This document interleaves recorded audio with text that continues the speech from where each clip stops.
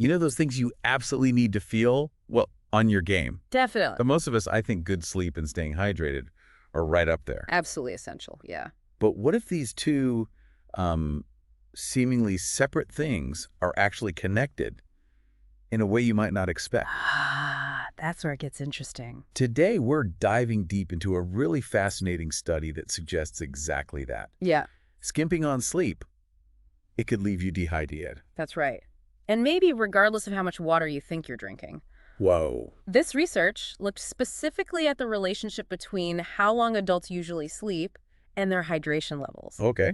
And it did this by examining data from two really large, diverse surveys. There's the U.S. National Health and Nutrition Examination Survey, people usually call it NHANES, Right, I've heard of that one. and the Chinese Kailuan study. And so it gives us this really interesting cross-cultural perspective. Okay, comparing U.S. and Chinese adults on sleep and hydration. That sounds useful. Exactly, on a really fundamental aspect of our health. So our mission today is to unpack what this research tells us about that link, between our nightly rest and how hydrated our bodies actually are. And there's a finding in here that might genuinely surprise you. Okay, I'm intrigued. Lay it on us. What was the study actually trying to figure out? Well, the core objective was pretty specific to assess the association between typical nighttime sleep duration and certain markers in urine, biomarkers that tell us how hydrated people are. Urine markers. Like what? Specifically, they measured urine-specific gravity, or USGRI for short, and urine osmolality, USM. Okay. Ooze and uasm. Yeah, both are basically good measures of how concentrated your urine is. Higher concentration generally means less hydrated. Right. The body's trying to hold on to water. Precisely. The NANE study, the U.S. one, used both markers, while the Kailuan study in China focused just on urine-specific gravity. Okay, so they're measuring urine concentration. How did they then decide if someone was, officially inadequately hydrated? Yeah. Was there a cutoff? Yes, they set specific thresholds. For urine-specific gravity, anything above 1.020 grams per milliliter. Okay. And for urine osmolality, it was a value greater than 831 milliosmoles per kilogram. Right. Levels above those cutoffs were taken to indicate inadequate hydration. Essentially, it suggests the kidneys are working harder to conserve water. Makes sense. Okay, now the other side of the equation. Sleep. Yeah. How did they figure out how much sleep everyone was getting in both the U.S. and China? It was all self-reported. Ah, okay. So asking people. Exactly. In both NNEs and Kailuan, participants reported their usual nighttime sleep duration. And how do they group that? They categorized it. Less than 6 hours, 6 hours exactly, 7 hours, 8 hours, and then 9 or more hours. Standard categories, seems like. Yeah, and importantly, they used 8 hours as the reference point, the comparison group. Because that's often seen as the ideal, or at least the healthy amount. Right, so they compared everyone else to the 8-hour sleepers. Okay, let's get into the findings then. What did the data from the U.S., the NEANES study, actually show about this sleep hydration link? Well, what's quite interesting here is that the NNA's data initially suggested a mild U-shaped relationship. U-shaped, meaning? Meaning that the highest urine concentration, so potentially the worst hydration, was seen in people sleeping very short amounts, but maybe also slightly higher in those sleeping very long amounts compared to the middle. Huh. Okay, so maybe extremes at both ends. That was the initial sort of hint, but then they dug a bit deeper. They looked at a healthier subgroup within the U.S. participants. Healthier how? They excluded people with diabetes and those using diuretic medications, as those conditions can affect hydration. Ah, okay. Good to control. And in that group, the results became clear. Adults reporting typically sleeping just 6 hours, they had significantly higher urine-specific gravity. Significantly higher. Yeah, and get this, their odds of being inadequately hydrated were 1.59 times higher compared to those sleeping 8 hours. Wow, nearly 60% higher odds just from sleeping 6 hours instead of 8. That's quite a jump. It is significant, yeah. What about people sleeping 7 hours? Still less than 8, but a bit more than 6. They also showed an increased risk, not quite as high as the 6-hour group, but still elevated. Those getting 7 hours had about 1.30 times higher odds of inadequate hydration compared to the 8-hour sleepers. So still a 30% higher risk. Okay. Yeah, and when they looked at the other marker, the urine osmolality, the trends were pretty similar. Similar how? The 6-hour sleepers tended to have higher UOSM and slightly increased odds of inadequate hydration there too. Although those UASM findings weren't always statistically significant in every single analysis they ran. Okay, so the stronger signal in the U.S. data seems to be with the urine-specific gravity, Hmm. especially for the 6-hour sleepers. That's a fair summary, yes. Right. Now let's switch gears. What about the Chinese Kailuan study? Did they see that same U-shape or something different? Interestingly, no, the Kailuan study presented a slightly different picture. Instead of a U shape, they observed more of a negative linear relationship between sleep duration and urine-specific gravity. Negative linear, meaning the less sleep, the higher the concentration. It's a straight line, kind of. Essentially, yes. As the amount of sleep increased, the concentration of urine tended to decrease more consistently, more stepwise. So a clearer pattern in that direction in the Chinese data. It seems so. Adults who reported sleeping less than 6 hours, and also those getting between 6 and 6.5 hours, they both had significantly more concentrated urine. And did that translate to higher odds of inadequate hydration too? It did. The adjusted odds ratio for inadequate hydration was 1.45 for those sleeping under 6 hours, Okay, 45% higher risk. and 1.42 for those sleeping 6 to 6.5 hours. Still very high, yeah? And even the group sleeping 7 to 7.5 hours showed slightly elevated odds, around 1.25 times higher risk compared to the reference group, which in Kailuan was 8 to 8.5 hours. Okay, so pretty consistent trend there. Less sleep below 8 hours meant higher risk. What about the long sleepers in China?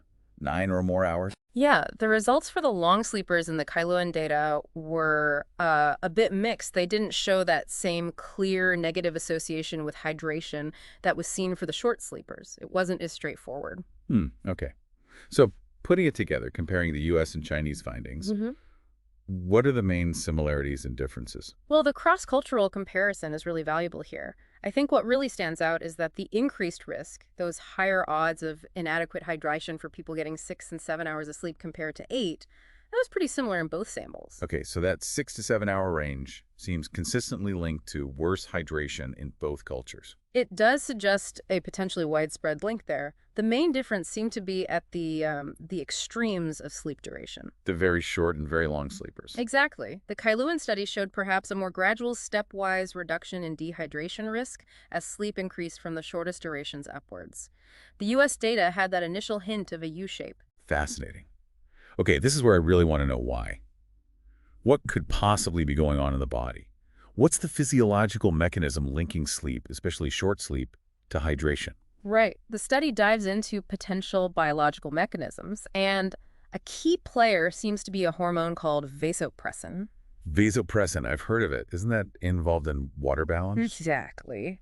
It's also known as antidiuretic hormone, or ADH. It basically tells your kidneys to conserve water. Okay. And we know that vasopressin levels normally follow a circadian rhythm. They typically increase during the later part of our sleep cycle. Later part, why then? Well, it's thought to help prevent us from getting dehydrated overnight, during that long period when we're not drinking anything. It helps retain water while we sleep. Ah, okay.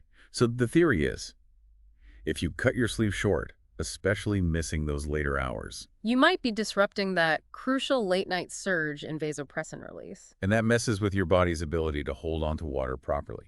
That's the leading hypothesis. By cutting sleep short, particularly interrupting that later sleep stage, you might interfere with normal vasopressin signaling and consequently disrupt body water homeostasis, making you more prone to dehydration. That makes a lot of sense, actually. Yeah. Did they mention anything about why long sleep might sometimes pop up as being linked to dehydration? That seems less intuitive. They touched on it briefly. It's less clear, but potential reasons could involve changes in how vasopressin is regulated over very long sleep periods, maybe increased respiratory water loss just from breathing for longer, or simply the extended time without any fluid intake. But the link seems much stronger for short sleep. Right, the short sleep connection seems more robust in this data. Now, with any study like this, there are always other factors, right? Things that could influence both sleep and hydration. Did they try to account for those? Confounding factors. Oh, absolutely. That's crucial. Both research teams made efforts to control for various potential confounders. Like what? Well, in the N.A. Haney's data from the U.S., they adjusted their analyses for things like age, sex, BMI, body mass index, how physically active people were, Okay, standard stuff. also alcohol and caffeine intake, which can affect hydration. And importantly, in N.A. Haney's, they did adjust for total water intake. Plus, they accounted for diabetes status and diuretic use, like we mentioned. And in the Chinese Kailuan study. They also adjusted for age, sex, BMI, physical activity, and alcohol consumption. One key difference, though, was that the Kailan dataset didn't have information on water intake. Ah, okay, so they couldn't control for how much water people were actually drinking in that group? That's a limitation to keep in mind. It is, yes. But even after adjusting for all those other factors they could control for, did the main findings about sleep and hydration still hold up? Yes, they did, and that's a really important point. The researchers performed sensitivity analyses. Meaning they tested the data in different ways. Exactly. They used slightly different cutoff points for sleep duration categories. They used stricter definitions for what counts as inadequate hydration. And the core findings remain consistent. Okay, that adds confidence. It does. They also checked if accounting for self-reported sleep disorders changed things, and it didn't significantly alter the main results about sleep duration and hydration risk. So it seems pretty robust within the data they had. But, okay, let's talk limitations. No study is perfect. What should we be cautious about here? Definitely. It's crucial to remember these were cross-sectional studies. Meaning a snapshot in time, right? Not following people over years. Exactly. So they look at associations at one point in time. Because of that, we can't definitively say that short sleep causes dehydration. Right, correlation doesn't equal causation. Precisely. It's possible there are other unmeasured factors involved, or maybe even that being dehydrated could somehow influence sleep, although other evidence suggests mild dehydration doesn't typically impact sleep duration much. Okay, what else? Well, there's the reliance on self-reported sleep duration. Which isn't always perfectly accurate, people misjudge. It can be tricky, yeah. Also, the majority of participants in both studies actually reported sleeping between 6 and 8 hours. So fewer people at the real extremes. Yeah. Like very short or very long sleep. Right, which limits the statistical power to analyze those groups as thoroughly. Okay. Then there were some methodological differences between the two studies, like how urine-specific gravity was measured and that difference in water intake data we mentioned. Got it. And finally, they didn't actually measure vasopressin levels directly in the participants. So the role of vasopressin, while biologically plausible, remains a hypothesis based on these findings. Okay, so we need to keep those caveats in mind. But despite the limitations, you mentioned strengths too. What were the big pluses of this research? Absolutely. A major strength is using those objective urinary markers of hydration, 2 of them in the U.S. study. Better than just asking people if they feel thirsty. Much better, yes. Also, the sheer size of the samples and the fact that they are large, nationally representative samples from 2 different countries, the U.S. and China. That's significant. Yeah, that cross-cultural aspect is powerful. And the consistency of the main finding that link between 6 or 7 hours of sleep and higher dehydration risk across different analyses, across these 2 distinct populations, even after adjusting for many confounders. That really strengthens the conclusion. Okay, so let's boil it all down. If you had to give the main takeaway message from this deep dive, what would it be? The key takeaway is pretty clear. Consistently getting short sleep, particularly around 6 hours a night, is associated with significantly higher odds of being inadequately hydrated. This was seen in both U.S. and Chinese adults when compared to those getting a solid 8 hours. And interestingly, getting really long sleep didn't show that same consistent negative link. That's right.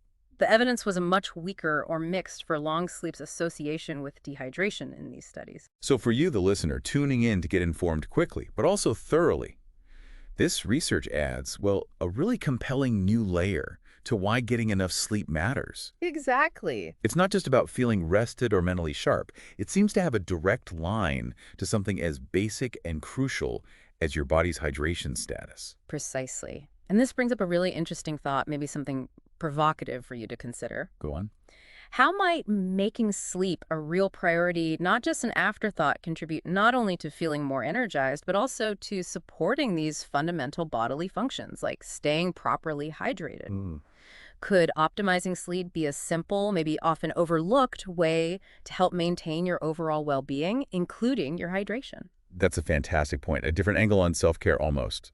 And it makes you think about next steps, doesn't it? For sure. Like, could experimental studies where they actually manipulate sleep duration confirm this causal link more definitively? That would be the gold standard, yes. And what are the long-term health consequences if someone is chronically mildly dehydrated, partly because they're not getting enough sleep? Great question. We know chronic dehydration isn't good, but linking it specifically to sleep patterns long-term needs more research. And maybe are there practical tips or interventions that could help people tackle both sleep and hydration together? Yeah, integrated approaches. Lots to explore there. Definitely lots to think about.